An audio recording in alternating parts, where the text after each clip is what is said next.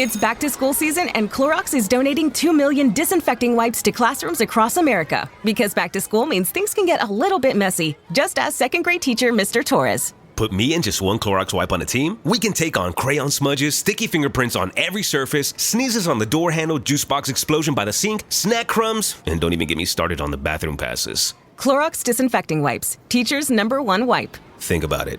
Bathroom passes. Clean feels good. Based on unit sales data.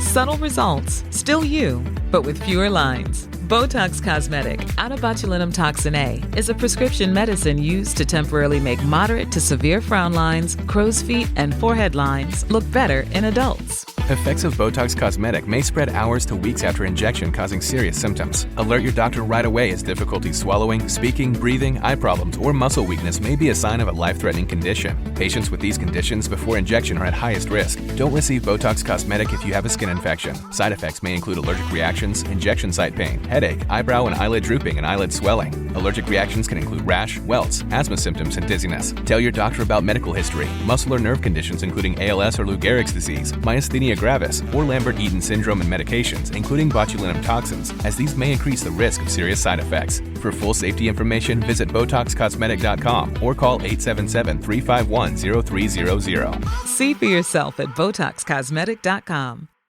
Running a business comes with a lot of what-ifs. But luckily, there's a simple answer to them. Shopify. It's the commerce platform behind millions of businesses, including Thrive Cosmetics and Momofuku, and it'll help you with everything you need.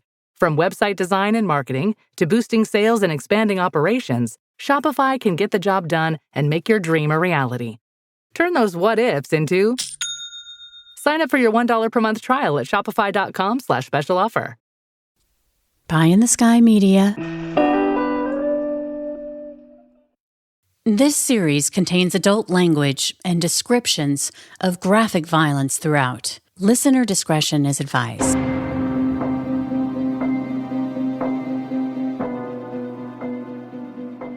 Three, two, one. Happy Easter, Murder Chronicles Nation. Hope you had a lovely holiday, surrounded by friends and family and potluck brunches like I did. Still doing the cleanup, finding scattered pieces of candy in the yard, because apparently the resurrection of Christ has to do with a 6-foot bunny crapping Easter eggs into your bushes. And you gave me a hard time about Santa? Oh my gosh. Yeah, the difference is my kids don't believe in the Easter bunny.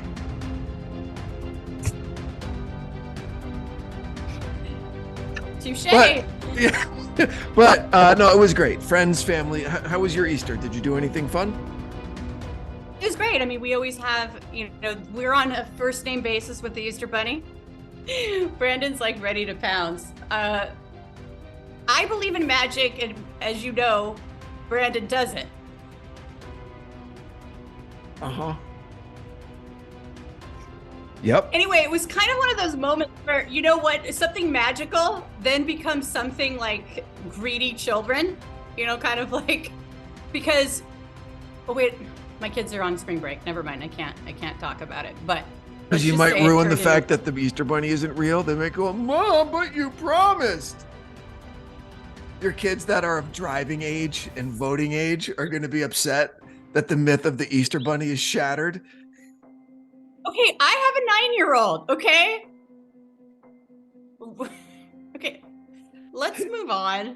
Fine, okay. So listen, as long as you had a pleasant and relaxing Easter, that's great. I'm happy to hear that. It was awesome. Good. And now you're on a weird school schedule because your kids are now on spring break and my kids are back in school today after spring break. So it's a relief. Yeah, Brandon is all business. He has his baseball cap turned side forward. Yeah, I'm business today. Ready to roll. I'm business today. Yeah, 100%. Going back home next weekend. Actually, I'm going to be in town, in New Jersey and in New York for a minute, running around. Might be up in Boston for a second also. So I got a nice East Coast swing in my future. Nice. Yeah, but. Let's talk about the highway to hell. It was a highway to hell. It was a highway to hell. I didn't know at first if you were just like an 80s hard rock fan, or because I didn't understand the title at first. And then the I-5 killer. This guy got around, right? Yes, he did. Yeah, 3 states. Talk about jurisdictional kind of fuckery. I mean, everybody wanted this guy. At one point, the detective said there were 40 different law enforcement agencies that kind of had the option of going after him. But we'll get to that. One of the strange predilections of sexual deviance that I understand the least is a flasher. Like, I don't get it. I don't get, and I understand that it's a real thing, obviously, but like your compulsion is to have as many people possible see your penis, right? I didn't get it for a really long time too, until the Jack Spillman, the werewolf butcher. Yeah, and yeah. I got it. I still don't get it, but I understand like the reaction of that's what they're getting off on, the fear and the shock because I mean, I think it's easy to dismiss, especially back in the day before people got it, with serial killers and the peeping Toms and how it ramps up and stuff. I mean, just because you do those things doesn't mean you're going to become a serial killer, but absolutely it's something that needs to be looked at when you're looking at people. On the scale of I guess danger, right? And of behavior being, a marker for future, accelerated behavior and worse behavior. Because you did it in the episode as well. You kind of put flasher kind of next to peeping Tom, right?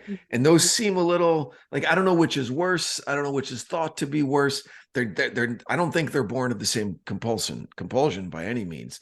One is like, look at me and react to what I'm showing you. Okay. And the other one is, I don't want anyone to see me at all. I'm hiding, trying to get a peek of your junk, right? Like, what do you got going on under your nightgown, little Missy, through the window when I'm in the tree? Because I saw, Back to the Future when I was 12, right? But like, what is, in your opinion, if you don't know, that's cool. I don't expect you to be an encyclopedia. It's funny because I've never thought about that, but I think that it's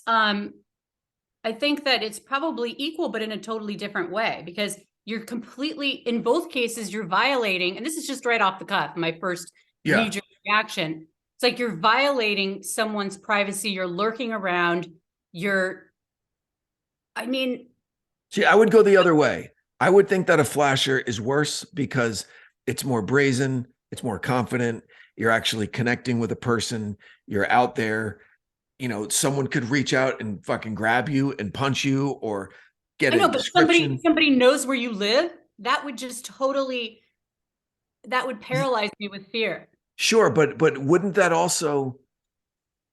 also think, well, this person's a coward because they're hiding.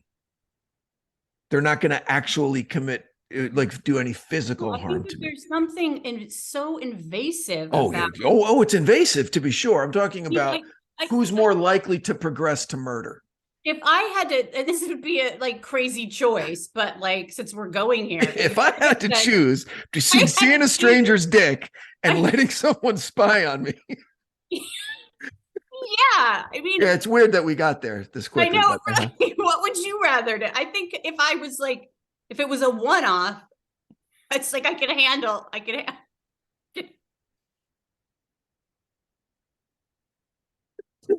Right? No, I get it. If it had to happen once, like gun to my head, I'll see a stranger's dick. Okay, fine. And then just get rid of it and then let me move on with my life. Okay. Yeah, but to have somebody knowing that they're looking at me through the window and that they could come in at any time, and that would just that's I don't want to speak for women, but that's a pretty No, I wonder what the numbers are on that.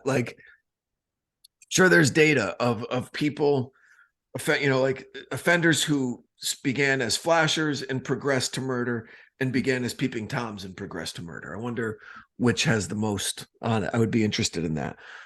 Because they seem like completely opposite ends of the spectrum to me with regard to personality types, you know? Yeah. Also what I found cool about this, and you already kind of touched on it a little bit, was then versus now. Like back then in the 70s, like, oh, he's just some weirdo flashing. He's not going to do it. He's harmless. We know today, like you said, it doesn't always mean that they're going to be terrible murderers later on, but you flag the file nowadays. Yeah, absolutely. Yeah. Okay. Yeah. File is flagged. Yeah. Flag. Okay. Well, I want to put the shoe on the other foot. Uh-huh. What would you rather have? The junk? Well, I was thinking about it. Yeah. So if this is like a magic wand scenario, right? Okay, which I love magic wand thought experiments. All right. If you had a magic wand and you say, okay, you have to pick one. I love how you love this thought experiment. No, I love thought experiments in general, but this I one, do too. if we can tailor the experiment, we're all things being equal, because if there's never a threat of personal harm, physical harm, okay, if that's off the table, if a guy's just going to come up and open his trench coat, okay, or if I know that there's someone across the street in a tree who can kind of look in and see me and my wife and my kids, I'll take trench coat. Well, then were you surprised that I would take that? Because I'm just thinking about it fully through right now, because I added my wife and kids into the mix. If it was me, but I want you to take off your wife and kids, because I was looking at this. Oh, if it's me, feel like you're 18. Because I'm putting myself in the position of the girls that he was going after, that age range, you know? Yeah. When I was 18 and I was in much better shape, fuck yeah. Check me out through the window all day. But see, that's such a guy thing to say. I'm talking and about. I'm kidding. No, I'm kidding. Put yourself in a I'm position. kidding. It's an invasion. You are a woman. Yeah, I'm kidding. It's an invasion, but another aspect of this that is a big lever that we need to be able to adjust here is, are you aware of it? Okay. I bet most victims of peeping toms aren't aware that it's happening. Okay. So is it like, what you don't know doesn't hurt you? Because you're fucking aware of a flasher. Okay. You know? Yeah. No, well, listen to this. So one of the cases this is one of the reasons why I never say what I'm doing next week, is because one of the cases that I've been working on is the Robert Yates. He was a serial killer in Washington State. And so I've been getting these PDR requests like every couple months, where they'll give new documentation and stuff, and it just takes forever. Well, one of the things that I was recently reading is that he literally, after he was living at a place, and then once he moved out, the current tenants found that he'd screwed out a hole in one of the garages or whatever. And so he was looking in on one of his daughter's friends. Wow. And it's like, it feels like this behavior, and he is a serial killer, right? Yeah. So it's peeping toms, and this is what the Night Stalker did too when he was ramping up. Remember him at that hotel room? Yeah, absolutely. With the master key. So I feel like they're both equally like messed up. It's just, different. So talk to me about this guy. Talk to me about just from the beginning, the I-5 killer. My take on him? Just give me the high level view first, and then I'll ask you questions. The high level view is that he came from an upper middle class family in Oregon, and it sounds like his sisters were very high achieving, and he was directed towards sports because they were like, okay, well, what can I do? And, he excelled in it. And I think that he became at some point like a massive narcissist, and he really loved. And I mean, obviously that rejection piece that would come later, like who knows where that plays in that stew pot, right? Right. But he was very much, it seems like from a, teenager age, he started flashing. All of a sudden, he's doing this, and they just kind of were like, okay, boys will be boys. I mean, that's my take on it. And he kept getting off, and his football career kept blossoming and blossoming. And, he the reporter, John Wertheim was saying, he believes, based on his research, that linked football could stop those impulses. And then once that was gone, it was like, free for all. So you said something interesting. You said somewhere along the line he became a narcissist. I mean, are narcissists created like that societally, or are you born with a certain narcissistic kind of bent? I don't know. I mean, it was easy for me to see.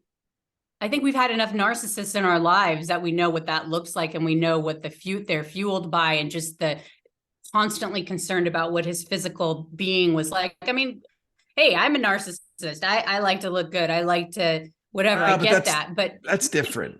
He was. I know, right? I know, that's what I'm saying. He's taking it to a whole nother level. The narcissists that I have dealt with, I think one consistent thing is an undeserved ego. Okay, like they have this sense of entitlement that is not earned at all, and it's shocking sometimes when you're like, whoa, and that's sometimes how they win, because they shock you into thinking, who the fuck is this person to think that they deserve this, or that they can treat people like this when they have nothing to back it up. They just have the balls. I would consider that a person of privilege, because that's how they to feel entitled. That's a different kind of narcissist than what I'm talking about with this guy. From what I see, I feel like somebody who's like I said in there, narcissist, this idea of falling in love with yourself, so self-involved. I mean, what kind of guy sends these nude photos to women? And just like, to me, that's so, it's like a form of flashing, where it's like, unless you, like nowadays, if there's somebody like has a profile and like, yeah, I love seeing nude guys, please send me photos. Okay, great. That's what she's into. But I mean, I could just picture him sending out photos to women and just thinking how lucky these women are going to be. Like, you're welcome, and how much, and how much they're going to love it. Right. Like that. I mean, for me, it's like, I could totally see why women and young women would think he was creepy, because I've known guys like this where they're really good looking, but you don't want anything to do with them because it's just so, I mean, creepy. It's just, it's a shell. Yeah. All right. So Randall Woodfield, right? Yes. Football player. Yeah. You were very descriptive about how wonderfully handsome he was, with his curly brown hair that matched his eyes. Yeah. Okay. I hear you. Because I'm picturing how I can put myself in other people's shoes, Brandon. Yeah, I'm sure you can. In his chiseled 6 foot, 170 pound frame. Yeah. Yeah. In today's NFL, he would get broken in half in today's NFL, by the way. Oh, really? Oh, you're going up against these men that are just freaks of nature, right? That are like 6'4", 250 pounds and can run a 4.4 40 and just, it's crazy. Like 6 foot, 170 pound guys are punters. Okay. Well, what did you think of him? I thought he was a fucking asshole. I know guys like this forever. Guys that peaked in high school, okay, were like super hot and got all the chicks and were like lettered in 3 sports. And I'm not shitting on all of those guys, because some of my best friends were these amazing athletes in high school. But then there were the other guys, okay, that were also great athletes that also acted like they were kings of the world, because they were for a couple of years, Mm-hmm. And so I knew guys like that. I didn't know any of them that were like, I'm going to send nude pictures to women that I don't know because they deserve to see something beautiful. Like, I didn't know any narcissists like that when I was growing up. But I just cut you off for 1 second. Like, this was very triggering for me, because when I went to high school, I was friends with a lot of, football players and things like that. And I unfortunately got under the radar of this big football guy.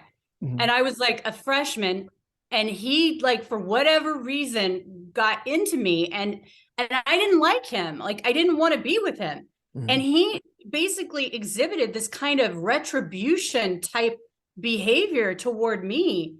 And it was the scariest thing I had ever, Because you rejected him? Because I rejected him. So I got I couldn't go to parties that he was at because I literally was afraid for my safety. Yeah. I'm not kidding you.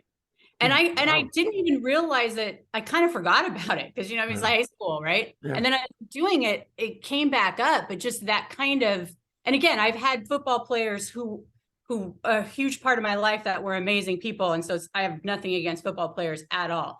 But this particular situation with this guy, and he was like the big football player, big guy on campus. And it was really scary. It was really scary. So I can only imagine, just having this rejection behavior of he's trying to get on this girl and she's not interested. And then he goes back and gets even, right? Yeah. And that's really scary. Yeah. Well, coming from money, there's that great saying, that you're born on third base and act like you hit a triple. Okay. That's the entitlement kind of syndrome for these rich kids. So he comes from money. Yeah. He's a good looking guy. So he wins the genetic lottery. Okay. Then he's got some athletic ability. Obviously he's an all-state football player for 3 years. Okay. Which is great. So, and he goes to school. And the good part now, here's the good news of the story, is that he goes to school and he joins a Christian group at college and God fixed him. So, oh wait, no, I read that wrong. He got worse. Sorry. He got worse in college. Right. Because you can go to church and learn how to be a sexual deviant, apparently. Sorry.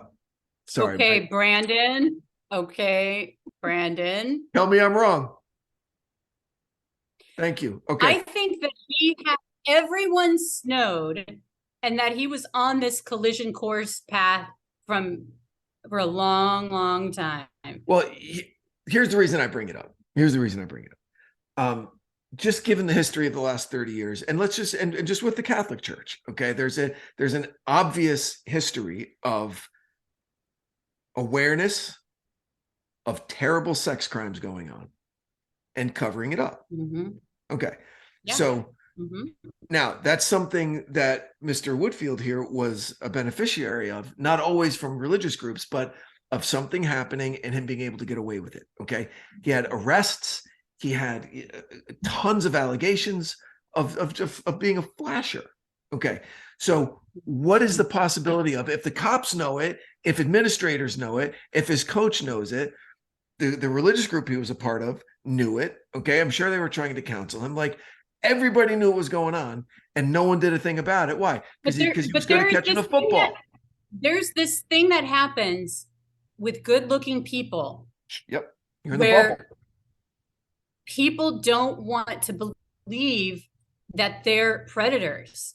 And we give them so much leeway. And he had the perfect sauce. He came from a privileged family. He knew what to say. He went to the church stuff. He basically looked good. And that's why I made such a big deal about that, because it's I've known people like that and they're soulless inside.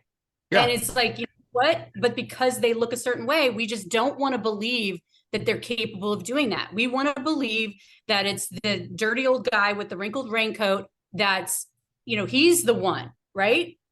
Sure. And even in all of these, later on, they were the descriptions, he was this good look. I mean, it was almost like he was doing his football stuff as he's attacking and brutally sexually assaulting and murdering these people. He's on the field, taking away their purses, running from the scene, you know? I think it's more than him just looking good. I think that's a part of it. But for him to have several arrests and 2 convictions and still be on a college football team, okay, that just means he was helping the team win.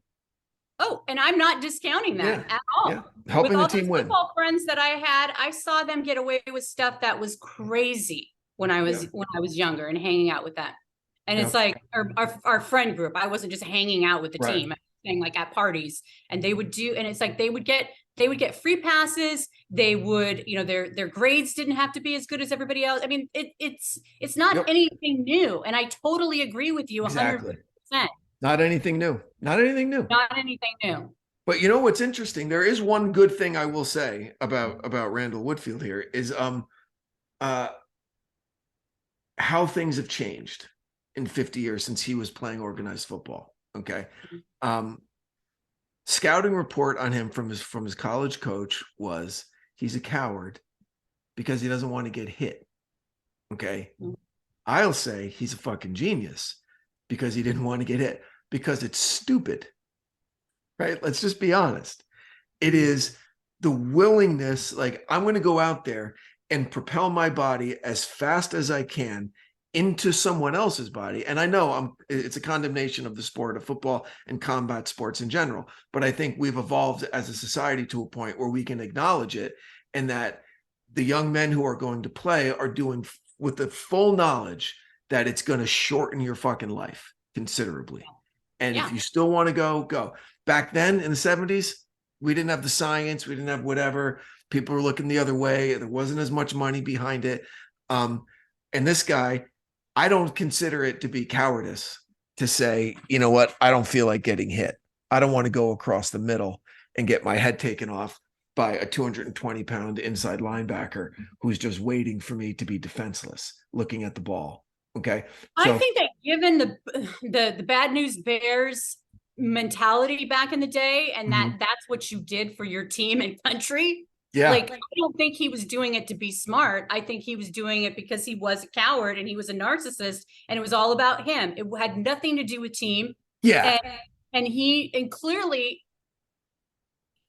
it was all about appearance and what, he was being fed by the adoration of the crowd. That's a good point. I retract the fact that he made an intelligent decision. I think he stumbled onto an intelligent decision by preserving his brain, by not wanting to get hit while playing football. And I think that the thing is that, we see movies where it's like you have the coward who's really smart. He's like the computer whiz or whatever, and he's the villain, he's the bad guy, but he can still be smart and be a villain. And I think in this case, like, he was not being smart. He was just to your point, he was just a douche. He was terrible. Like, he wasn't even a team player.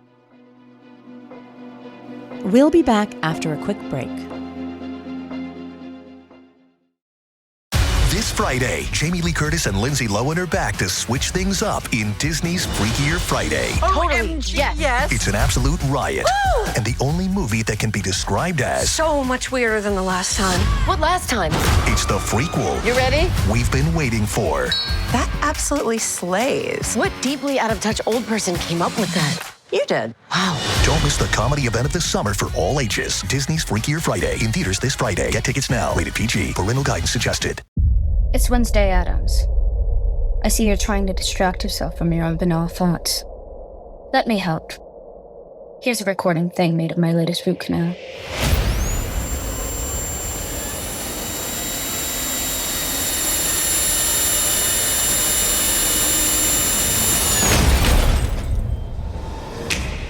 Wednesday, Season 2, begins August 6th, only on Netflix. Yeah, he was out for himself. What can I get? How does this benefit me? And how can I get women to look at me naked? It seems like was his focus at this point in his life. So then he gets drafted, which I think if you can trace things back, that's probably the worst thing that ever happened to him. Okay. Because what is that Harry Chapin song? It's a Harry Chapin song where he says, I guess it's better sometimes when we don't get to touch our dreams. Okay. Because then you don't know when you're that close to something. His dream was playing in the NFL. He gets drafted. He goes to training camp where you can fucking taste it, right? You're going to Lambeau Field. But here's the thing, Brandon, that we don't know. I hear you completely, but we don't know if he didn't make the team because of all these exposure things. So either way, that's not what I'm getting at. What I'm saying is that regardless of why, he was that close to doing it and didn't. Okay. And when you're that close to something, when it's within your grasp, or you think it's within your grasp, and then you see it die, you watch that dream die. Okay. That put him on the path. I think that just made it worse. All this compulsive behavior, his predilection now for revenge, right? Because you used that word a lot in it. He wanted to get back at these women who rejected him, right? And so you could make an argument. I'm not a shrink, but you can make an argument that the rest of his victims was him getting back at the Green Bay Packers for cutting him, or getting back at life for robbing him of this dream that an entitled, rich, handsome kid who always got everything he wanted thought that he deserved, that it was his destiny, and he doesn't have it. You know how difficult that must be for someone like that? Yeah. Well, clearly he didn't rise above it, because the story that I would have, the story that we love about people who are able to overcome these issues, like, okay, he didn't make the team, but he went back to school and he became an amazing coach. And he wasn't that way. He was a paper tiger. He completely folded, and he was never going to be great, because he wasn't the true great players. The Michael Jordans, they are so fiercely competitive. They are so willing to do anything that it takes, even when they're like, Michael Jordan didn't make his high school basketball team, and he went back and he worked even harder. Sure. He was also right. Yeah, but he was also 6'6" and had some natural talent and grew into his body. I'm sure that there are, for every Michael Jordan, there's 10 million people with the same cutthroat, competitive, I will fucking kill you to win nature that just simply didn't have the physical ability. Okay. So when you have someone with the physical ability. Okay, well, let's talk about Shaquille O'Neal. He was super tall. He had the height, but he was clumsy. He was lumbering. He wasn't that good. And he kept being like, I'm going to be good. I'm going to be good. And he got hooked up with a coach who saw that.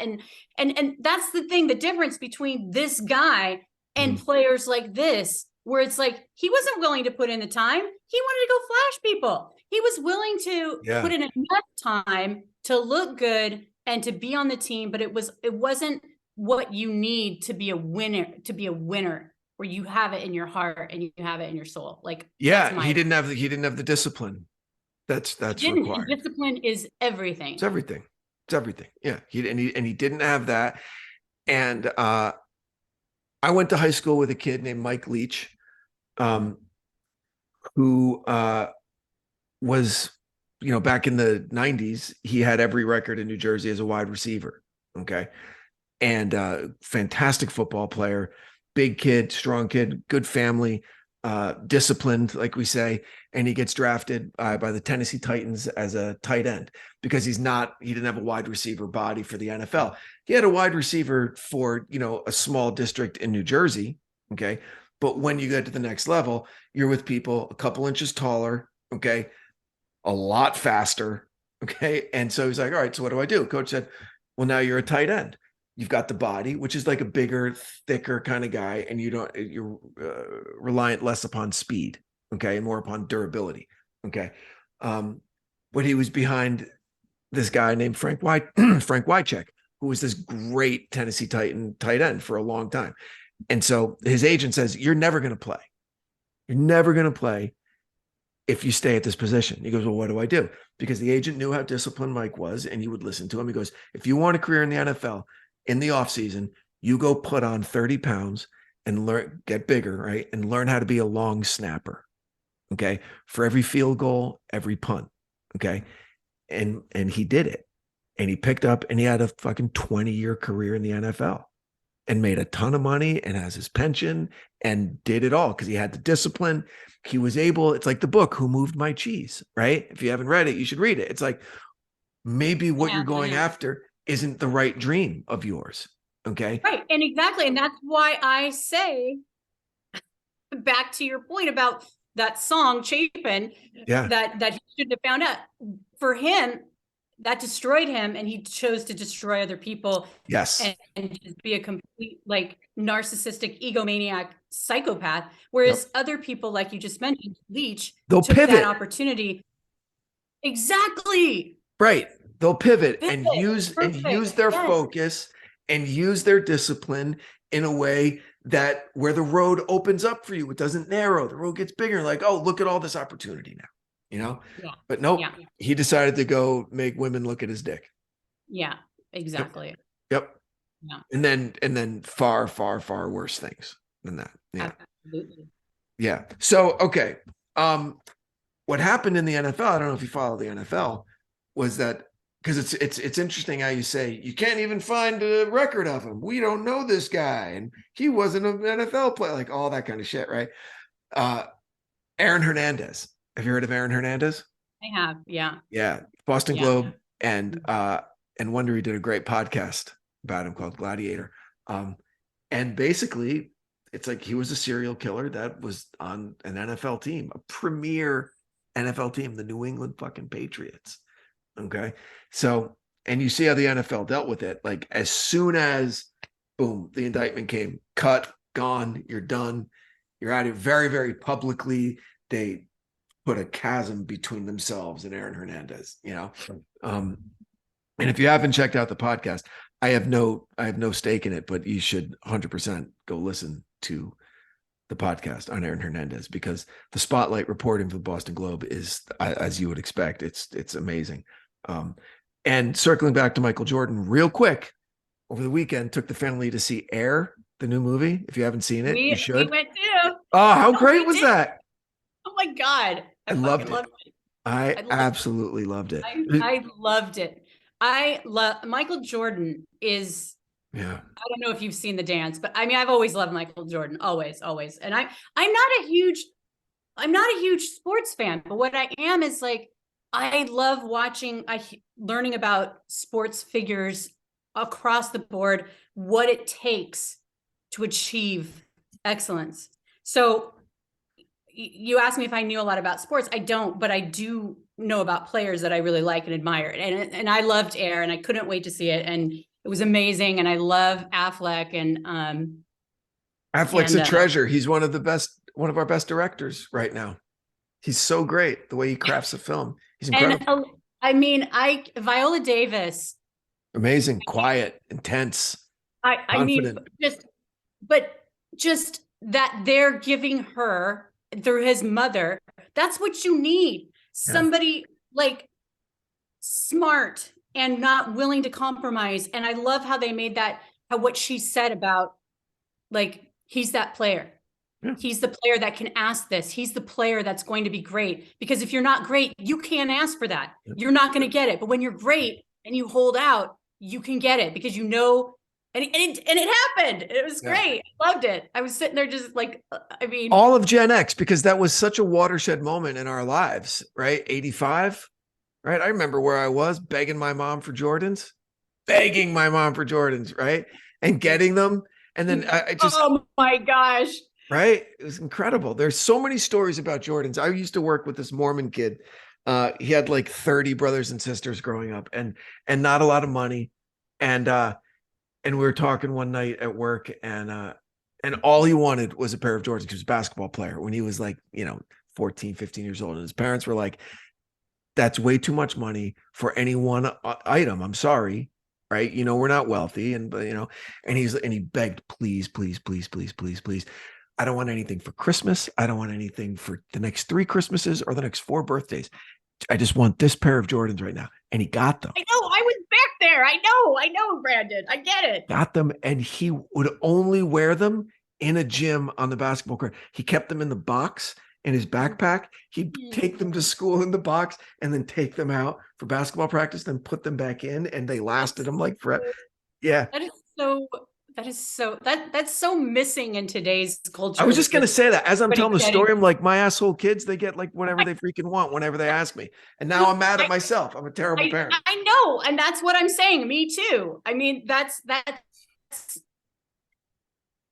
yeah.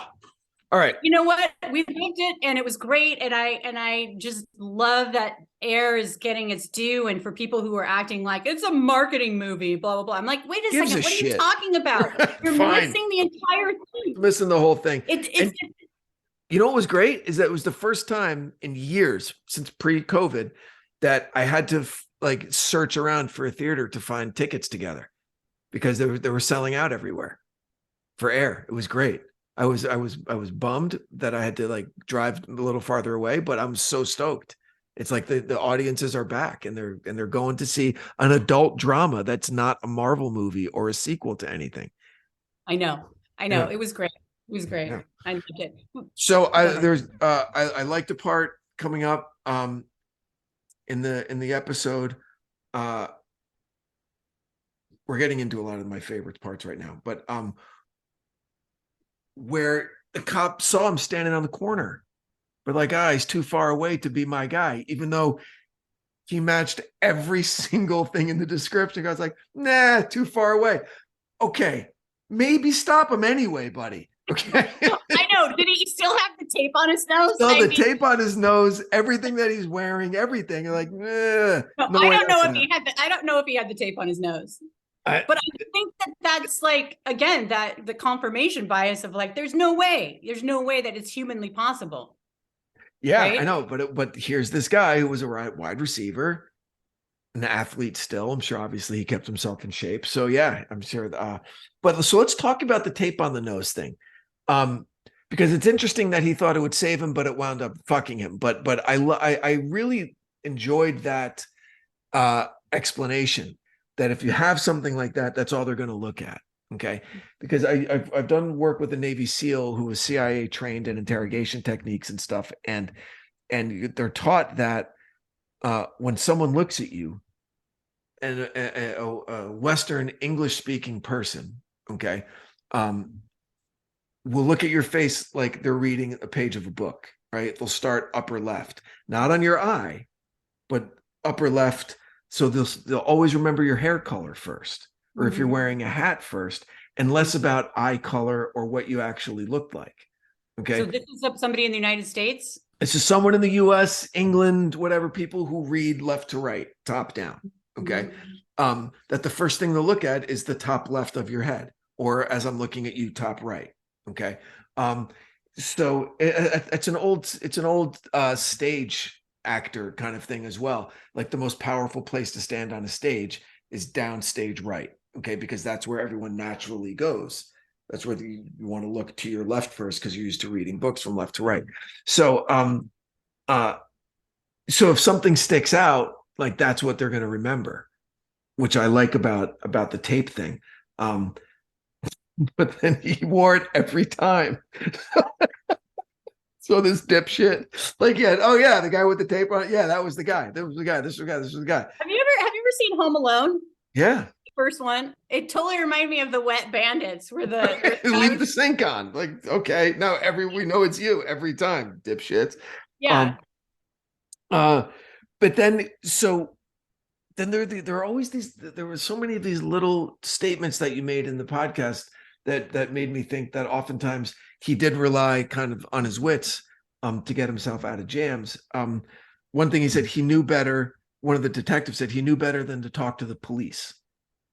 He knew better. Don't give the police. And here's the thing: the upper middle class background, where it's like, you know, I'm sure he was intelligent. I mean, not just because he was upper middle class, but like he wasn't somebody who was just fell off the turnip truck. You know, he had resources. I don't know a lot about his attorney, but Chris said that he had the best attorney in Oregon that was representing him. Like he came from means, best like defense attorney, the best defense attorney. And so it's like, he's experienced just because, he's had a childhood where. But he's also done time. He'd also been in jail. And so he'd also been in jail. Yes. But there's lots of people who've been in jail and they still talk to people. Yeah, 100%. That's Mac's favorite convict, right? Remember Mac, my favorite detective. Yep. I know. So I think that it was just his hubris, his like entitlement. I don't have to fucking talk to you. Yeah. Like I feel like I'm smarter than you, and I don't need to tell you anything. So what I like about this story, it gets almost Shakespearean in the end, right? In Hamlet. What is it? It's sport to see the engineer hoist on his own petard, right? So for however much intelligence we ascribe to this maniac, he gets outsmarted by a girl playing dead. Mm-hmm. Right? Mm-hmm. Lisa Garcia is a bad motherfucker. She takes bullets in the head, doesn't die, doesn't panic by letting him know that she's still alive, keeps her shit together to the point where she can make a phone call and bring this fucking guy down.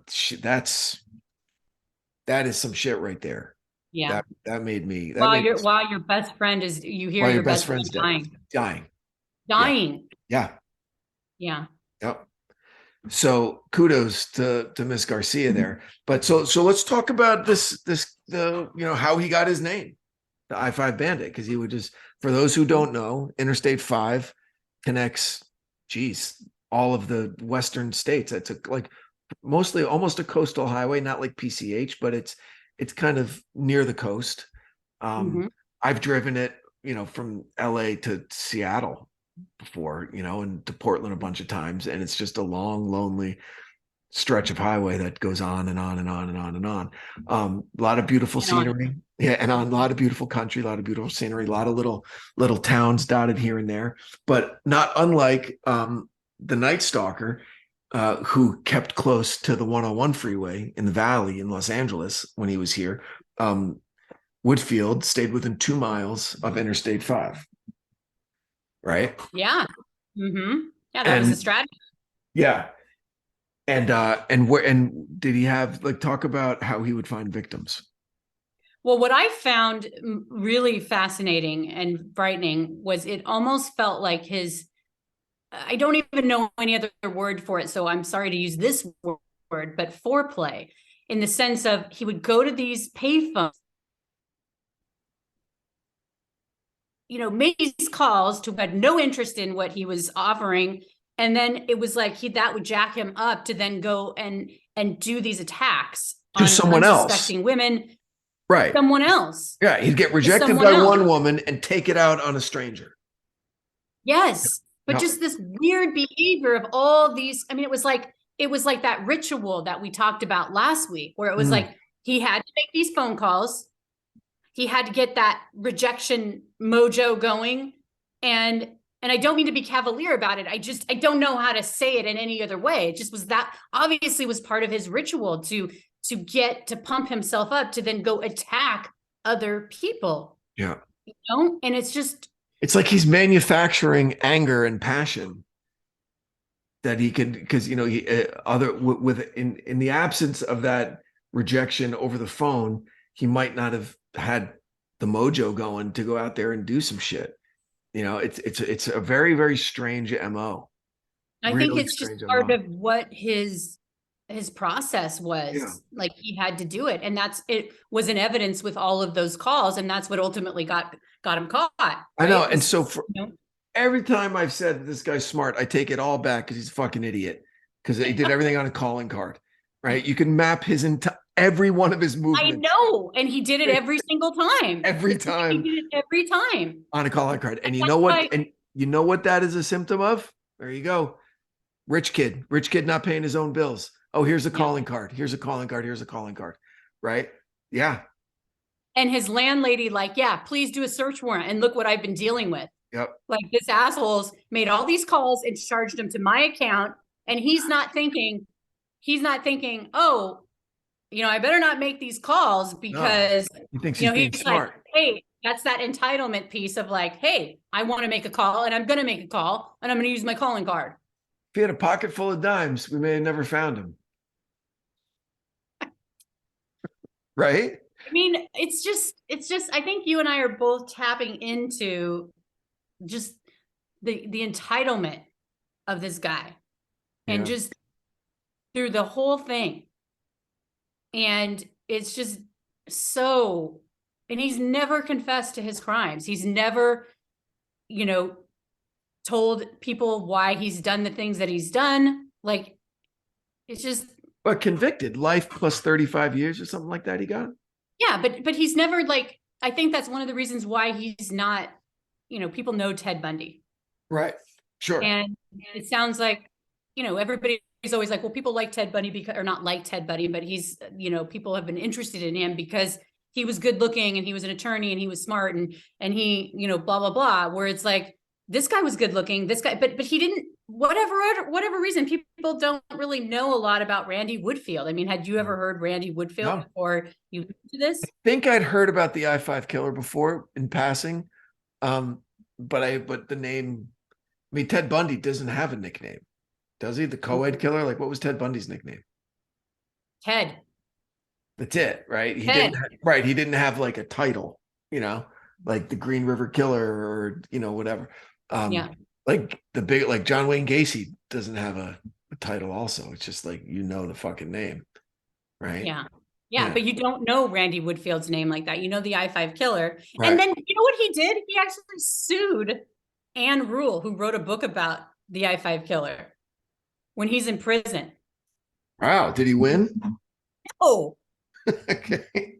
Wow. Like a $12 million lawsuit against her book. I mean, this guy is so entitled. What, defamation or what was the claim? Like slander? I don't know. I think she interviewed him, but he didn't like what she wrote. Or again, his narcissism, like he would be written about in a certain way. And apparently. So what crimes, I'm sorry, what crimes was he convicted for? He was convicted of first-degree murder, attempted murder, and 2 counts of sodomy. And then he was convicted in another case, I guess, in Benton County, and that's where he got the extra 35 years for stick-up and sexual assault. But there's so many sexual assaults that he never got. And those first convictions were based on the Lisa Garcia case, correct? Yes. Her testimony. Okay. All right. Yep. Yeah, this fucking guy, he did everything. He was flashing. He was like gun robberies, right? He was obviously murder, kidnapping, rape. I mean, he ran the fucking gamut of violent crimes. And it was like a frenzy. It was like a frenzy. It wasn't just, it was like multiple crimes a day, like all this. And I think it was like a 1.5 year period. I mean, it was just like, just constant. Jesus. Like when the Night Stalker really kicked it into high gear. Right. Exactly. Yeah. Exactly. Fucking hell. So where's he in jail? Is he still alive? Yeah, he's in Walla Walla, and apparently that's in Washington. Yep. The worst of the worst go there. That's where Gary Ridgway is. He was married 2 or 3 times in prison. It's like that thing. What's the name? Shit. I always forget the word. Hybristophilia. Hybristophilia. So he married 3 different hybristophiliacs over the past, 30 years. Yeah. 2 or 3. Wow. Right. Yeah. Just feeding that ego, right? Feeding his narcissism. Holy shit. Yeah. Okay. Well, very interesting case. Well told, well researched. And you got a Sports Illustrated reporter on there. It's awesome. It was nice hearing, because a lot of her interviews aren't with media savvy people. They're like with cops, right? But this reporter you can tell, like he spoke very confidently. He knew what he was talking about. He spoke loud and clearly. And you're like, oh, this guy knows what he's doing. Yeah. So it was nice. It was nice hearing that as well. And hearing his take on NFL then versus NFL now, and how interested he was and how happy he was to be talking about it, because it was a story that he just stumbled upon, that really kind of. Yeah, and he did a really good job. It's a Sports Illustrated, their true crime. I guess they have a true crime segment or whatever, but it's really good. I highly recommend it. Terrific. All right. Well, thank you again for the episode. You want to tell me what's coming up next, or should I stop asking you? No, I was thinking, what are your thoughts? I was going to do Black Dahlia. Ooh. What do you think? Isn't that unsolved? Yeah. Yeah. All right. I guess it's interesting. I like things to be solved, because when you give me one that's unsolved, I spend days like thinking about, what might have happened. Like I'm smart enough to figure out shit that an army of detectives. Well, I think that they think that they know who did it. And what's really interesting about who they think did it, it's pretty much like, I think he did it. And so. Great. But yeah, great. Let's do it. Let's go for it. That'll be interesting. I like historical ones because they're just like Billy Ghoul but I know what was I sometimes going to add? Oh, you're right. Speaking of that, I'm sorry to interrupt. I was going to suggest that talk about Unsolved, that you go international and give us a Jack the Ripper episode. Really? Okay. Yeah. I'd love to hear your Jack opinions on that. Yeah, I'd love to hear that. So think about that. Just, think about it. Think about it. Think about it. Maybe for episode 50, when we hit 50. All right. Well, thank you, Murder Chronicles Nation, for catching up with us again this week. We can't do this without you. Please consider supporting the great companies that support our show. They make it possible to do what we do.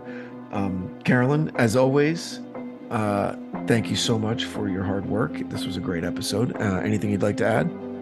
No, thank you for sticking with us. And if you wouldn't mind, please rate and review. And it really helps. Why does it help so much? You're always like, it really helps. You have no idea how much it helps. Algorithmic stuff that I have no idea how it works. Yes. So help us out. Feel free, please email us and give us some ideas for future content. And until next week, be safe. And we hope you take the time next week to catch up with us again. Until then, thanks, everybody. Bye. The Murder Chronicles is a pie-in-the-sky production recorded live in the beautiful Pacific Northwest. We are produced by Brandon Morgan and myself, music by Soundstripe. For Pie in the Sky Media, I'm Carolyn Osorio, your writer and host. Thanks for listening.